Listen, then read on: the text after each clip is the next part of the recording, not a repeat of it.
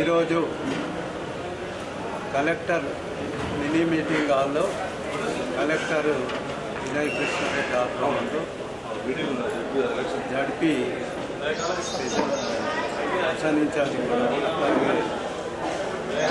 ZP in charge CO Saibu DPO Srinivasa additional collector UP ఆధ్వర్యంలో వివిధ పార్టీలకు చెందిన నాయకులు సుమారుగా 17 పొలిటికల్ పార్టీకి చెందిన రిప్రజెంటేటివ్స్ అటెండ్ కావడం జరిగింది. ఏదైతే రీసెంట్గా ఎంపీటీసీ జడ్పీటీసీ లోకల్ బాడీస్ ఎన్నికలు ఉన్నాయో దాని గురించి, పోలీస్ స్టేషన్స్ గురించి, ఓటర్ లిస్ట్ గురించి చర్చించడం జరిగింది.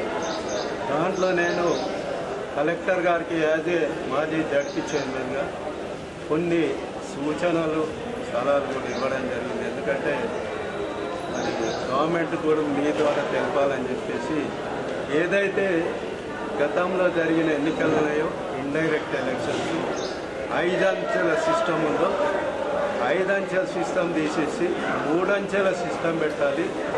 ఎన్నికలు డైరెక్ట్ పెట్టాలి. Sarpanch and mandal MPP and ZP chairman direct election పెట్టాలి.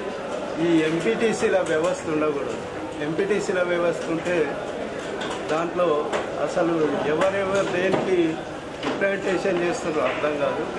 సర్పంచ్లు వెళ్ళుకుంటే సర్పంచులు మండల ప్రెసిడెంట్ డైరెక్ట్ ఉంటారు. మండలంలో వాళ్ళకు చర్చించడానికి అంశాలు. అట్లాగే ఎంపీపీలు అందరు కలిసి జడ్పీ చైర్మన్ దగ్గర చర్చించే మీటింగ్లో అవకాశాలు ఉంటాయి. కాబట్టి ఈ డైరెక్ట్ ఎలక్షన్స్ ఉండాలని సూచనలు ఇచ్చినాం.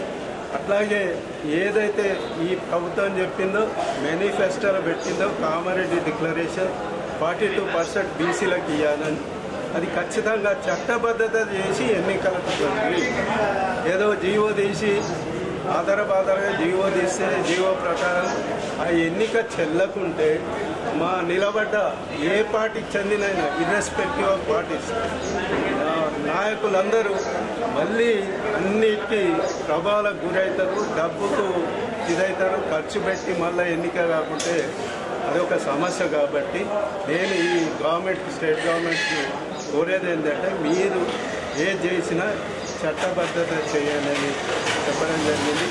అట్లాగే కలెక్టర్ డిస్ట్రిక్ట్ బాస్ కాబట్టి మాకు గ్రామ పంచాయతీలో కానీ, మండలంలో కానీ, జడ్పీలో కానీ కొందరు మా సర్పంచ్లు కానీ, ఎంపీటీసీలు కానీ, జడ్పీటీసీలు కానీ మాజీలు కొన్ని వర్క్స్ చేసారు విలేజ్ డెవలప్మెంట్ విషయంలో.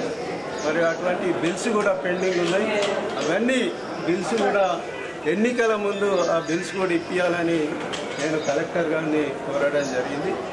నేను చెప్పిన విషయాలన్నీ ఏకగ్రీవంగా 17 పార్టీల రిప్రజెంటేటివ్స్ వచ్చారు.